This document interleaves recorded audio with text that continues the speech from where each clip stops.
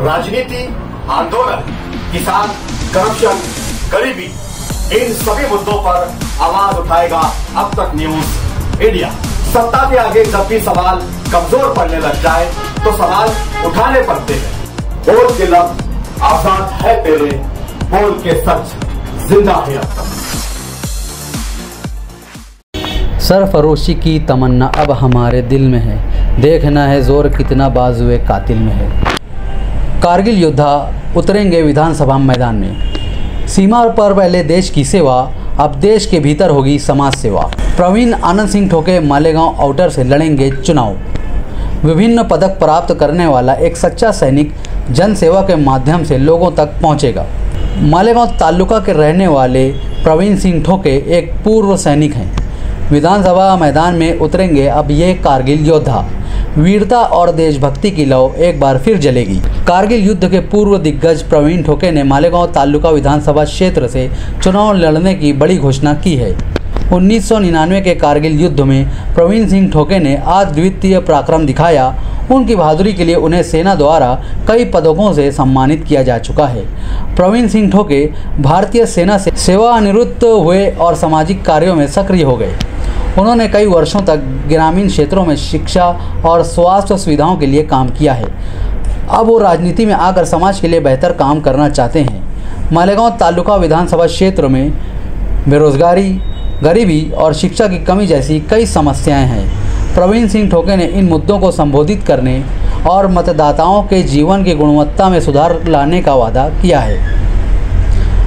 प्रवीण ठोके की उम्मीदवारी के कारण मालेगांव तालुका विधानसभा क्षेत्र में चुनावी प्रतिष्ठान को कड़ी टक्कर का सामना करने की संभावना है। कई लोगों ने प्रवीण सिंह ठोके का समर्थन किया है और उम्मीद की है कि वो चुनाव जीतेंगे। अब देखना यह है कि प्रवीण सिंह ठोके की उम्मीदवारी क्या बदलाव लाएगी, लेकिन एक बात तय है कि मालेगांव तालुका विधानसभा क्षेत्र का चुनाव निश्चित रूप से रोमांचकजनक होगा। जय हिंद, जय महाराष्ट्र। मी प्रवीण आनंदा ठोके। मी माझं मूळ गाव हे साकोरी, तालुका मालेगाव इथे आहे। मी भारतीय सेनेत 22 वर्ष सेवा दिलेली आहे। त्या सेवेदरम्यान मी विविध ठिकाणी काम केले आहे।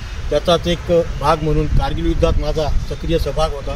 त्यानंतर आफ्रिका कंट्रीत मी 1 वर्ष सेवा दिलेली आहे आणि 22 वर्ष देश सेवा केल्यानंतर मी 2019ला रिटायरमेंट झालो आणि ज्या दिवसा रिटायरमेंट झालो त्या दिवसापासून मी सामाजिक कार्यात सक्रिय झालो आहे। त्या सामाजिक कार्यात ज्या विविध शाळा, कॉलेजेस, अकॅडमी आहेत त्याच्यात मी निःशुल्क गोरगरीब विद्यार्थ्यांना मार्गदर्शन करीत असतो।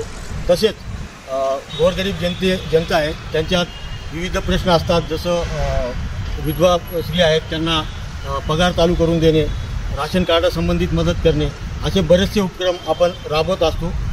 मी कुठल्याही राजकारणात सहभागी नव्हतो, परंतु आत्ता सध्याची परिस्थिती अशी आहे की माझे मित्रपरिवार, नातेसंबंधी व ज्यांच्यासाठी मी आजपर्यंत काम केलं आहे, खास करून मालेगाव तालुक्यात आणि मालेगाव बाह्य मतदारसंघात, तर त्यांचं सर्वांचं म्हणणं असं आहे की सर आपण यावेळेस मालेगाव बाह्य मतदारसंघात लोकसभेची, विधानसभेची आपण तयारी करावी आणि निश्चितच आपल्याला त्याच्यात चांगले परिणाम मिळतील। आम्ही सर्व आपल्या सोबत आहोत आणि म्हणून मी त्यांच्या शब्दाला आणि मला पण कुठंतरी असं वाटतं की जोपर्यंत आपण कुठंतरी राजनीतिक आपला पाया भक्कम करत नाही तोपर्यंत सर्वसाधारण जनता, शेतकरी ज्यांना न्याय मिळवून देण्यासाठी आपण काहीच करू शकत नाही जोपर्यंत आपण राजनीतीमध्ये सक्रिय होत नाही। म्हणून मी निर्णय घेतलेला आहे, गेल्या 1 वर्षापासून एक ध्येय साधला आहे की मालेगाव बाह्य विधानसभा लढवायची आणि त्याच्यात चांगला परिणाम